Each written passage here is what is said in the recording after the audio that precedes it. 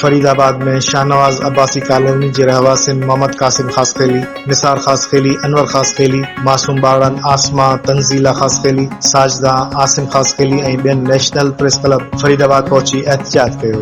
ॻोठाणे मोहम्मद कासिम खासखेली चयो त फरीदाबाद जे हिकु बाअसर नौकरी जी बहाने सां असांखां 30,000 ख़र्च वरितो, रुगो आसरा ॾटा ऐं दिलासा ॾेई थो, जंहिं ते असां चेयरमैन ख़िलाफ़ सोशल मीडिया ते पोस्ट रखीसीं त असांजे घरनि मथां बग़ैर वर्दी जे पुलिस मोकिली वई, गिरफ़्तार करण जी कोशिश कई वई। असांजे घरनि जा भाती घरनि खां ॿाहिरि निकिरी आया, पुलिस जमादार घर भातियुनि ते ॾमरजी पिया, मासूम ॿारनि में रड़ियूं पइजी वयूं, जंहिंखां पोइ पुलिस वारा वापसि हलिया विया। हिननि चयो त फरीदाबाद पुलिस बाअसर जी वंगार वहे थी। ॻोठाणनि IG Sindh, DIG Hyderabad, SSP दादू खां नोटिस वठण जी घुर कई आहे। असां हिकु भेरो ॿीहर ॿुधाईंदा हलूं त फरीदाबाद में शाहनवाज अब्बासी कॉलोनी जे रहवासिन मोहम्मद कासिम खासखेली, निसार खासखेली, अनवर खासखेली ऐं ॿियनि जी अॻवानी में नेशनल प्रेस क्लब फरीदाबाद साम्हूं एहतजाज कयो वियो ऐं चयो वियो त बाअसर नौकरी जे बहाने ते असांखां पैसा वरिता, वापसी जी घुर कई वई त असांखे पैसा ॾियण बदिरां असांजे घर मथां पुलिस चढ़ाई कराई वई आहे।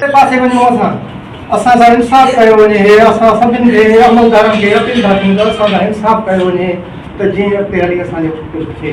असांजे स्कूल में ॻोठ में सरकारी स्कूल को ठहे, असां मिस्त्री आहियूं, मज़ूर आहियूं। ज़ुफ़्कार कलोड़ चयो त असांजे स्कूल मां मूंखे मिलियो आहे ठीकु, उन ते कमु कयो, तव्हांजे ॻोठ जो स्कूल आहे ऐं तव्हांखे नौकरियूं बि मां वठी ॾींदुमि। असांखे नौकरी जो आसरो ॾेई उहो कमु कराए स्कूल जो, उहे असांजा कागज़ असांखे ठाराए, असां बचनि जा सोन खपायो कागज़ ठारायासीं, उहे नौकरियूं वरी ॿियनि खे मिली वियूं।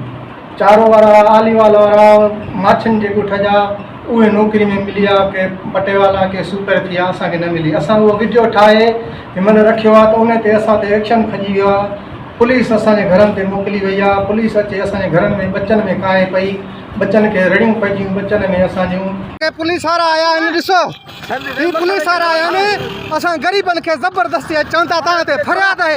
हे ॾिसो ॾिसो बेगुनाह आया, न वर्दी पातल साईं, हे ॾिसो बिना वर्दी जे, बिना कानून जे कंहिं ग़रीब जे घर में दाख़िल थिया आहिनि ऐं ही चवनि था असां तोखे खणंदासीं बिना वजह, बिना कानून जे। असांजी आला अमलदारनि खे अपील आहे त इन्हनि ते कानूनी कार्रवाई कई वञे, जेके ज़ुल्फ़कार कलोड़े जा वंगारी वहनि था उन्हनि ते एक्शन खणियो वञे।